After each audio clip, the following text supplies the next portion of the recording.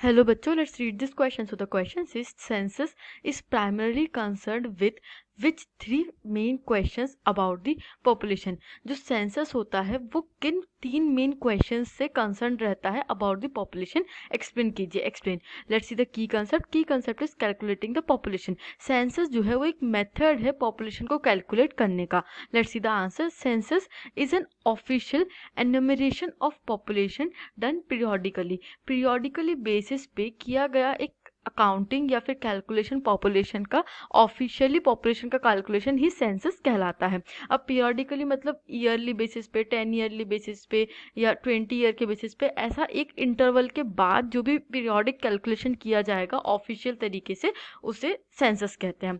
Census major 3 question से deal करता है. First is population size and distribution. How many people are there and where they are located. तो जो सबसे पहला क्वेश्चन सेंसस डील करता है वो डील करता है पॉपुलेशन साइज से, कि कितने लोग एक्चुअली हैं किसी लैंड पे. हम जब इंडिया की बात करते हैं तो इंडिया में कितने लोग एक्चुअली रहते हैं, ये सबसे पहला क्वेश्चन रहेगा. सेकंड है उनका डिस्ट्रीब्यूशन. अब रहते तो है और इंडिया में भी लैंड साइज तो बहुत ज़्यादा है, तो कहाँ कहाँ पे है. And where are they located, वो कहाँ कहाँ पे लोकेटेड है.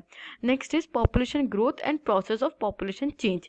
How has the population grown and change through time. अब देखिए, जब भी हम सेंसस की बात करते हैं तो उसमें एक मेन कीवर्ड है पीरियोडिकली. तो ये हमेशा तो ऐसे कैलकुलेट नहीं हो सकता ना कि 1 घंटे पहले कोई और सेंसस निकाला गया था और फिर 1 घंटे बाद कुछ और लोगों की डेथ हो गई या बर्थ हो गया तो उससे फिर डिफरेंट सेंसस निकाल रहे हैं. तो ये पॉसिबिलिटी नहीं है. तो एक पीरियोडिकली सेंसस निकाला जाता है, ईयरली बेसिस पे या डिकेड बेसिस पे एक्सेट्रा. इस तरीके से पीरियोडिकली सेंसस निकाला जाता है. तो उतने टाइम में जितने सेंसस के बीच में जो इंटरवल पड़ता है, मान लीजिए लास्ट सेंसस 2011 में हुआ था और अभी 2021 में सेंसस होना था जो कि किसी कारण से नहीं हुआ.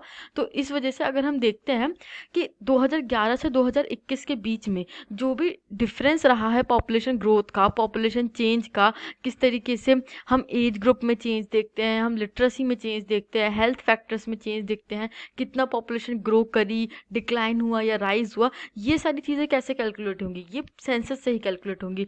तो population growth and process of population change, ये सब कैलकुलेट करता है census that has change through time. Third is characteristics और क्वालिटी ऑफ द पॉपुलेशन. अब देखिए, कैरेक्टरिस्टिक्स और क्वालिटी ऑफ पॉपुलेशन का मतलब ये है कि सारी पॉपुलेशन एक जैसी तो होती नहीं है. हम ये थोड़ी ना कह सकते हैं कि सारी पॉपुलेशन जो है वो 50 ईयर्स ऑफ एज की ही है. इंडिया में जितने लोग रह रहे हैं वो सारे 50 ईयर्स ऑफ एज के हैं, या फिर इंडिया में जितने लोग रह रहे हैं वो सारे मेल ही हैं, या फिर वो सारी फीमेल ही हैं. तो इस तरीके से हम किसी एक डिफाइंड और आइडेंटिकल पॉपुलेशन में नहीं जीते हैं. जो भी पॉपुलेशन होती है उसकी वेरियस कैरेक्टरिस्टिक्स और क्वालिटीज़ होती है. डिफरेंट टाइप्स की हम पॉपुलेशन देखते हैं. So what are the age, sex, literacy levels, occupation and health conditions, इसको कैलकुलेट करता है सेंसस. एज मतलब कि डिफरेंट एज ग्रुप्स हम देख सकते हैं पॉपुलेशन में, डिफरेंट सेक्स कॉम्पोजिशन देख सकते हैं, male, female, transgender etcetera. Literacy level देख सकते हैं कि कितने लोग पढ़े लिखे हैं, और एक डिकेड के बाद दूसरे डिकेड में जब सेंसस कैलकुलेट होगा तो लिटरेसी लेवल बढ़ रहा है कि घट रहा है एक्सेट्रा. लोग किस तरीके का ऑक्यूपेशन करते हैं और उनकी हेल्थ कंडीशंस कैसी है, और इस डेटा के बेसिस पे फर्दर लोगों के लिए पॉलिसीज बनाई जाती हैं. I hope you understood this question.